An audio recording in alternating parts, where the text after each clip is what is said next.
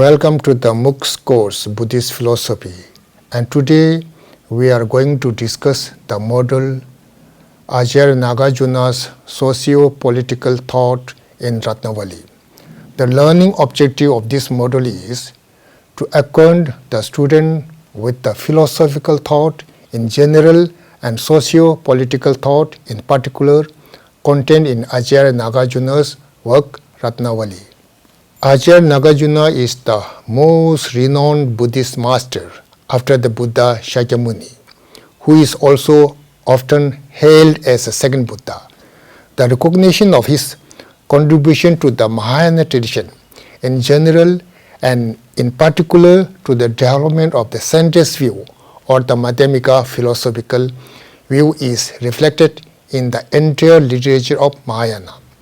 According to the Tibetan commentarial tradition, Ācārya Nāgārjuna expounded the explicit content, the philosophical view of the Prajnaparamita Sutras, whereas the implicit content, the soteriological system of the same was expounded by R. M. Medinath in his Abhisama Alankara. Master Nāgārjuna's philosophical view are found in his sixfold corpus of reasoning, among which the Mūla Madhyamika Karika is the main text as mentioned above. The other five works being Shunyata Saptati, Vikra Vyavahartani, Vaidalya Sutra, Yukti Sastika, and Ratnāvalī. In all of the six treatises, as well as in other works, such as the corpus of hymns, the master eulogizes the Buddha for teaching the Tibetan arising, Partita Samutpata, the profound nature of reality.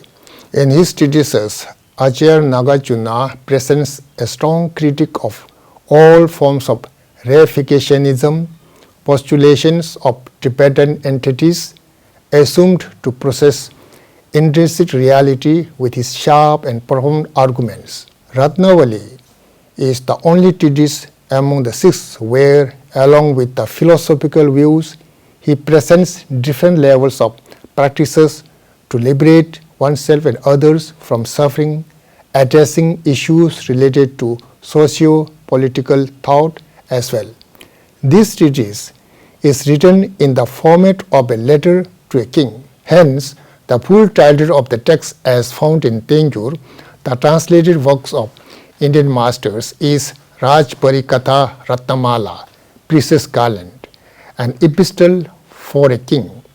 The abridged name Ratnāvalī is found in the palm leaf manuscript of the text and also in the Ajitamitra's commentary.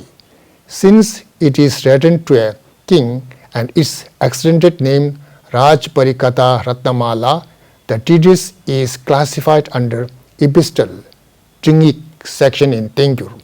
However, given the fact that the text extensively demonstrates the nature of reality at various places in the text, it is included in the corpus of reasoning as well.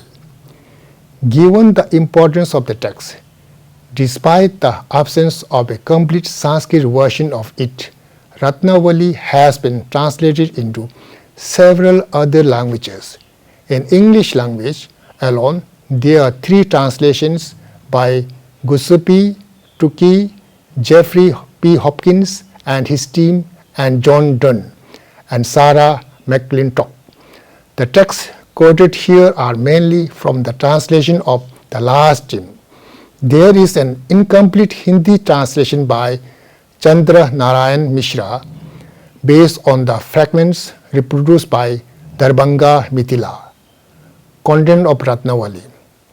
In Ratnāvalī, in addition to presenting the philosophy of emptiness Shunyata, Ācārya Nāgārjuna advises the king on how he can pursue spiritual practices whilst being the ruler of his kingdom, and underlines the point about how his rule could be more enlightened and ethical if he adopts a more wholesome mindset.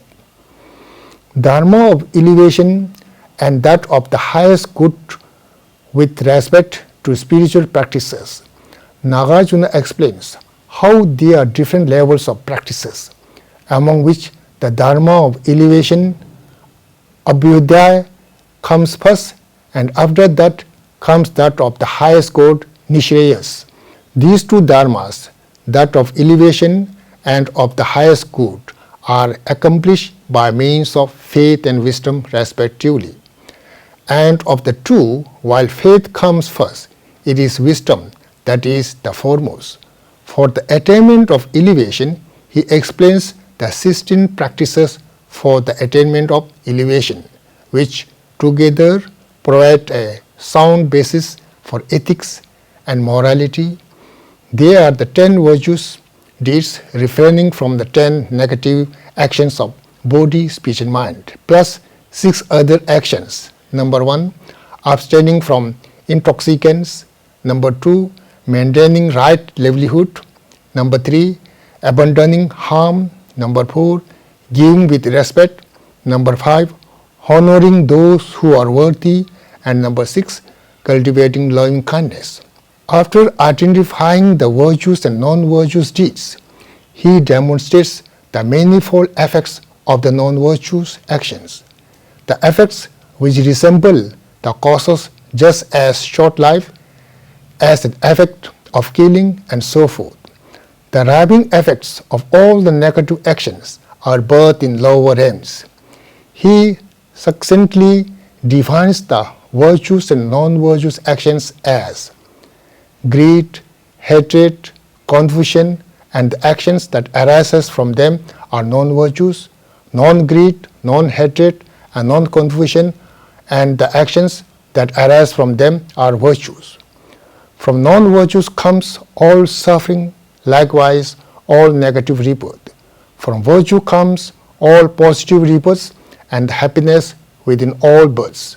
In Buddhism, understanding and realization of the nature of reality are extremely important, without which advancement or spiritual progression for liberation is considered to be not possible.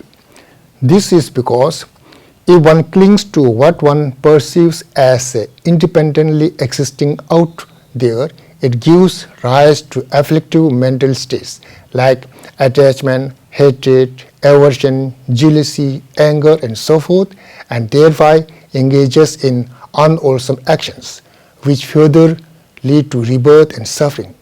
Given the fact that the understanding and realization of the nature of reality is crucial, the master has dedicated major part of the text in presenting the philosophical views which basically demonstrate, as he did in other major treatises, the interdependent nature of every phenomena, with the view of which one can perceive the objects as they are without fabrication. Principle of a righteous rule.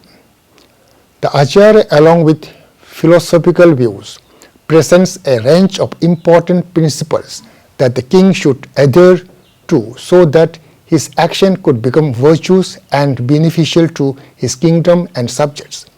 He advises to maintain a constant virtuous mental state, which only can make any deed beneficial to oneself and other.